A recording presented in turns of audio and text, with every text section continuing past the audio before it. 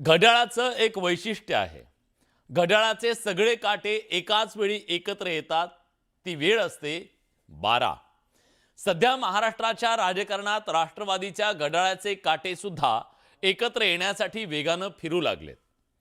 त्यांच्या संभाव्य एकत्र येण्याचे अनेक अर्थ काढले जात आहेत. काही जण त्याला पक्षाचे 12 वाजतायत म्हणून एकत्र येत आहेत असं म्हणतायत, तर काही जण भाजपचे 12 वाजवण्यासाठी एकत्र येत आहेत असं म्हणतायत. पण या सगळ्यामध्ये काँग्रेसनं मात्र घड्याळापासून 4 हात लांब राहणं पसंत केलंय. पवारांची आघाडी, काँग्रेसची बिघाडी. अजित पवारांना काँग्रेसचा तीव्र विरोध.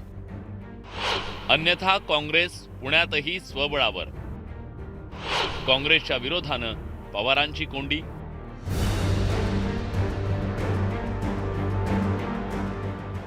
मागील 2.5 वर्षांपासून एकमेकांविरोधात लढणाऱ्या दोन राष्ट्रवादीत अखेर राजकीय मनोमिलन होण्याच्या हालचाली सुरू झाल्यात.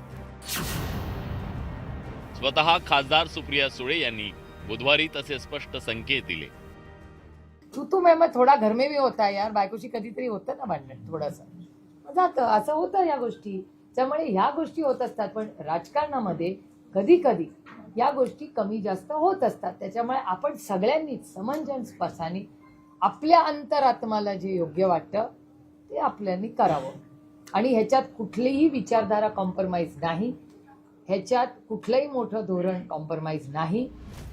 पण सुप्रिया सुळेंच्या या संकेतानंतर बुधवारी तात्काळ त्यांच्याच पक्षात फूट पडली. शहराध्यक्ष प्रशांत जगताप यांनी तडकाफडकी पवारांच्या राष्ट्रवादीचा राजीनामा देत नाराजी जाहीर केली.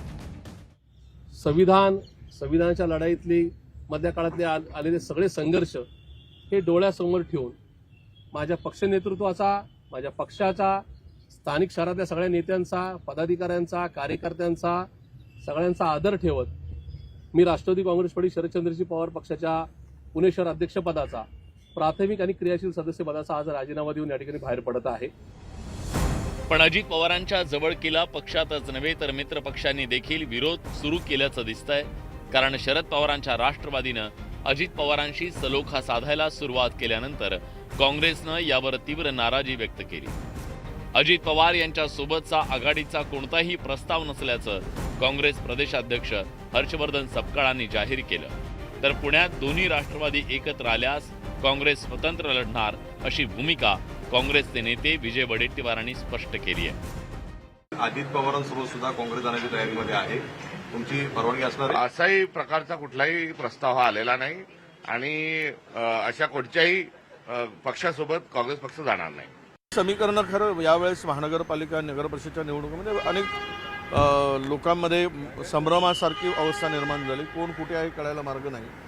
पण एकदा चित्र स्पष्ट होऊ द्या. पण पुण्याच्या संदर्भात आम्ही ऐकलंय की दोन्ही राष्ट्रवादी एकत्र येत आहे. त्यामध्ये आमची शरद पवार साहेबांच्या बरोबर बोलणं सुरू होतं. पण त्यामध्ये ते जर एकत्र येत असतील तर आम्हाला पर्याय नाही, आम्ही स्वतंत्र लढू. त्यामध्ये ठाकरेंच्या एकीनंतर पवारांची ही जवळीक वाढली. स्थानिक स्वराज्य संस्था निवडणुकीच्या पहिल्या टप्प्यात म्हणजे नगर परिषद निवडणुकीत काही ठिकाणी दोन्ही राष्ट्रवादी एकत्र लढल्या. पण आता दोघांनीही महापालिका निवडणुकीतही एकत्रितपणे भाजपला आव्हान देण्याची तयारी केली आहे. यासाठी महाविकास आघाडीचे मित्रपक्ष असलेल्या काँग्रेसलाही सोबत घेण्याची शरद पवारांची इच्छा आहे.